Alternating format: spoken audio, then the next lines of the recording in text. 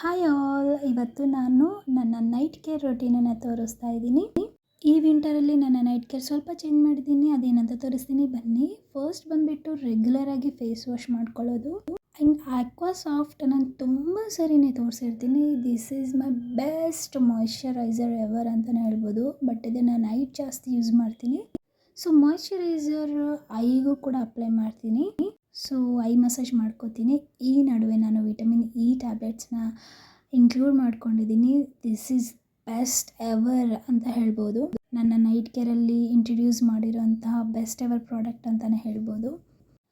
ಎಷ್ಟು ಚೆನ್ನಾಗಿರುತ್ತೆ ಅಂತಂದರೆ ಇದು ನನ್ನ ಪೋರ್ಸ್ನೆಲ್ಲನೂ ಮಿನಿಮೈಸ್ ಮಾಡಿದೆ, ನನ್ನ ಸ್ಕಿನ್ನನ್ನು ಗ್ಲೋಯಿಂಗ್ ಮಾಡಿದೆ. ಬಟ್ ಲಿಪ್ಗೆ ಟಚ್ ಮಾಡ್ದಂಗೆ ಫೇಸ್ಗೆ ಅಪ್ಲೈ ಮಾಡಬೇಕಿಲ್ಲ ಅಂದರೆ ಬಾಯೆಲ್ಲ ಒಂಥರ ಆಗ್ಬಿಡುತ್ತೆ. ಇದು ವಿಟಮಿನ್ ಇ ಕ್ಯಾಪ್ಸಿಲ್ಸ್. ಸೊ ಇದು ಆಯಿಲ್ ಅಲ್ಲ, ಹಾಗಾಗಿ ಪಿಂಪಲ್ ಆಗಲ್ಲ. ಸೊ ಹೆದರ್ಕೋಬೇಡಿ. ಆ್ಯಂಡ್ ಟ್ರೆಟಿನಿನ್ ಕ್ರೀಮ್ ಬಗ್ಗೆ ನಾನು ಹೇಳಿದ್ದೆ, ಪಿಂಪಲ್ ಆದಾಗ ಮಾತ್ರ ಇದನ್ನು ಅಪ್ಲೈ ಮಾಡ್ತೀನಿ. ಸೊ ಎಲ್ಲೆಲ್ಲಿ ಪಿಂಪಲ್ ಆಗಿದೆ ಅಲ್ಲಿ ಮಾತ್ರ ಅಪ್ಲೈ ಮಾಡ್ತೀನಿ. And next lip balm is must and should, because ವಿಂಟರಲ್ಲಿ ಇನ್ನೂ ಮಸ್ಟ್ ಆ್ಯಂಡ್ ಶುಡ್ ಅಂತಲೇ ಹೇಳಬೇಕು. ಆ್ಯಂಡ್ ಹಿಮಾಲಯ ಮಾಯ್ಶ್ಚರೈಸರ್ ಯೂಸ್ ಮಾಡ್ತಾ ಇದ್ದೀನಿ. ಇದು ಬಾಡಿಗೆ ಮಾತ್ರ ಯೂಸ್ ಮಾಡ್ತೀನಿ, ಫೇಸ್ಗೆ ಯೂಸ್ ಮಾಡಲ್ಲ. ಸೊ ಇದಾಗಿತ್ತು ನನ್ನ ನೈಟ್ ಕೇರ್ ರೊಟೀನ್. ಸೊ ಈ ನೈಟ್ ಕೇರ್ ರೊಟೀನ್ ರೆಗ್ಯುಲರಾಗಿ ಫಾಲೋ ಮಾಡ್ತೀನಿ. ಸೊ ನಿಮಗೂ ಈ ನೈಟ್ ಕೇರ್ ರೊಟೀನ್ ಇಷ್ಟ ಆದರೆ ಕಮೆಂಟಲ್ಲಿ ತಪ್ಪದೆ ಹೇಳಿ. ಬಾಯ್.